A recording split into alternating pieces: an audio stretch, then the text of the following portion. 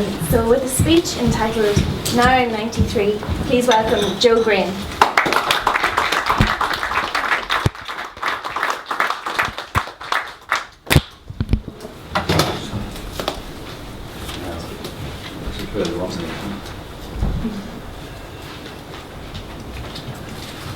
Now I'm 93.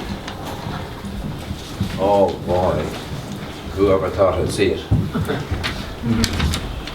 But what I really want to say tonight is the word most precious to me all my life: thanks.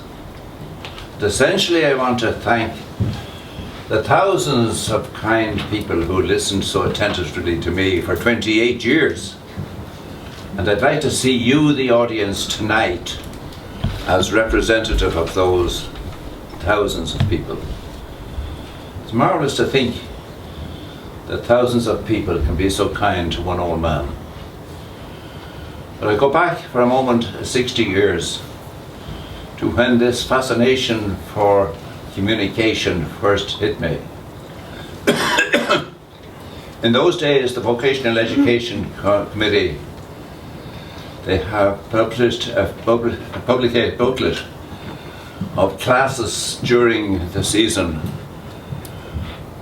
And one such class was communication in Mount Street Tech, as they were called, down beside the Pepper Canister Church on the canal banks where Patrick Kavanagh spent so many moments. And it was my privilege. And we had a wonderful philosopher as our mentor, Leslie Barber. And he took, as a sort of a Bible, if you like, John Powell's book, Why Am I Afraid to Tell You Who I Am? And we teased out all that values that were contained there. And he actually encouraged us to speak out our thoughts as they occurred. I recall saying that I never spend a day without paying my darling wife one sincere compliment. And that endeared itself to many too. But all round, it's been a life of gratitude. And I'm particularly grateful there are people here tonight just because I'm here. That's lovely. To have friends faithful enough to be here just because old Joe Grehan is here. And particularly to remember the happiest days of my life are 73 years in the St. Vincent de Paul Society. And tonight, because the poor were my educators. In fact, even regarding speaking, I was due to give a talk on human dignity and visiting a dear old lady in Ivy Buildings, Monica Levy. And I said, Monica, I'm due to give a talk on human dignity. And I can't just succinctly get something to state, what is it? Tell me. And she says, Joe, you will know very little about it without self-esteem. I said, thanks, Monica. I knew I could depend on you and your wisdom for a platform, and I'm very grateful. And the poor in general were my educators, and particularly in educating the fact that in receiving we give. So many people talk of giving we receive, but I learned again from the poor, going into a little family 40 years ago in Cromlin, and they didn't allow themselves to be loved. We tried. St. Vincent de Paul says that it's only by your love the poor can forgive you for the bread you bring them. And that's a lovely concept on which we try to operate. But this poor young family seemed to feel that, oh, they're bringing this with Vincent de Paul, bring in money, give us the money and get going. Until I suddenly said, would you do me a favour? The man, it's like shooting him, he's shot. Me do you a favour? I said, that's exactly what I said. I said, your lovely garden there, I love red geraniums. And I'd love a few of yours growing in my garden. I'll have them for you next week. The whole relationship changed, as it will if you make yourself the beneficiary of another's generosity. And that's an ideal to be achieved in a life worthwhile. So really my life centres on gratitude.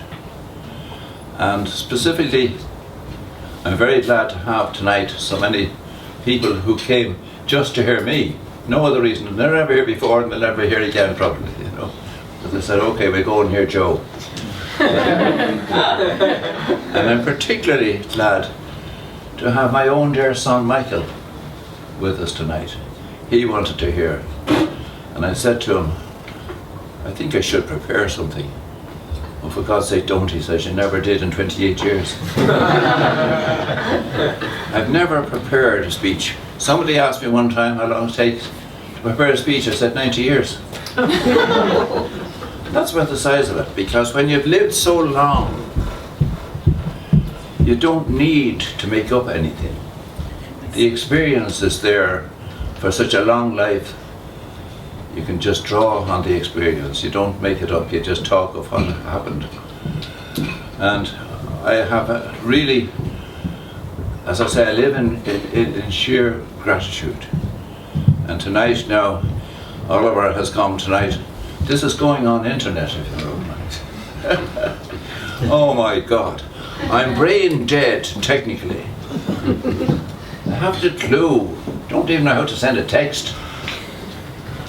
But my friends are so good and they look after my technical details and look after getting me on the internet and all the rest of it. It's all very funny. And friends in Australia, I said it was nice to see me and hear me in Australia. And I have a friend in Brussels, in the Department of Finance, and this friend's sister is president of Toastmasters in Brussels.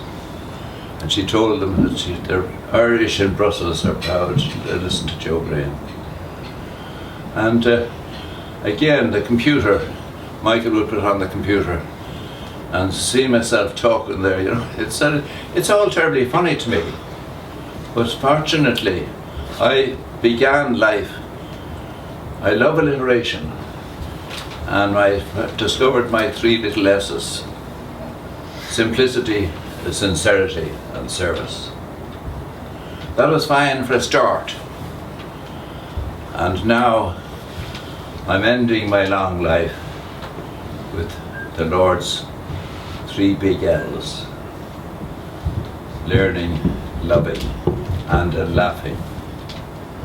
And I'm so happy to be here to laugh with you tonight and to make I came in suddenly, I've broken my right hand unfortunately, so nobody shake hands with me. I came in and I said, I won't be able to even fill in an evaluation slip because I can't write. And then I said, I won't even be able to clap because I can't clap. So I'm pretty powerless tonight, but powerless as I am, I can't just tell you, you can't imagine the depth of my gratitude. To think of 28 years in Toastmasters and 28 years of public speaking, and I'm delighted to suggest or to want you to represent at a guess, I suppose, 28 years. There was never a year that I didn't make a couple of speeches. So that's 28, what was it, 56 or 60,000 speeches. I don't know what I ever did, how I ever thought of things to talk about. But it was your encouragement, really. I mean, essentially the depth of my whole being is gratitude. And it's a thrill to just look at you and see you listening. A great compliment. And I say I love you. Not only do I love you, but much more important, I feel your love for me. And Larry here one night evaluating me. And at the end, anyhow, we talked about love. And Larry very kindly came over to me at the end of this evaluation. And he says, "Joe, we all love you." What a thrill. To have been an old man that's been loved and to love. So thank God for a long life and thank God for Toastmasters. It's really been a wonderful 28 years, and going back those 60 years, we had these vocational schools had these classes, and when I got my little job as a junior clerk, they said, a chemical company has in chemicals all my life, we like our junior staff to go to evening classes for chemistry. But there were lovely girls in the class. We didn't learn much chemistry. And my alliteration even came in there because the loveliest girl in the class was Beatrice Bailey Butler.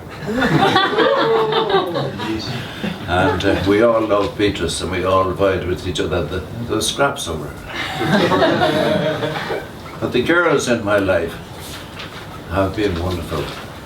And my feathered friends, Aoife Langford, I'll never forget one night when I told her that my feathered friends frolic in the foliage of the fuchsia in my garden. She tried to repeat. I managed to do so. But I remember one evening too that I went to the lectern. And as I got to the lectern, I said, I made it. And the roar of laughter, and she evaluating afterwards says, his technique, he has us all laughing before he even makes his presentation, like wax in the palm of his hand. Somebody said to me recently, your voice sounds grand. I said, yes, that'll be the last thing to go. And I was making a speech one night, or an appeal, on behalf of the St. Paul Society in Francis Street. And our treasurer was very, as treasurers should be, fond of the money. Have you got your script? I said, no, my heart is my script. I said, what are you going to be saying? Well, essentially, I said, what I particularly look forward to is to thank the poor for their hospitality. They open their doors and their hearts to us week after week. And I'm filled with gratitude to the poor and to all they taught me. So all round, I think I'm glad, having started my life with the three little lessons of simplicity, sincerity and service, to have them as parameters to live, and now at the end of the life to acknowledge God's three big L's of living, loving and laughter. God bless you all and thanks. Good night.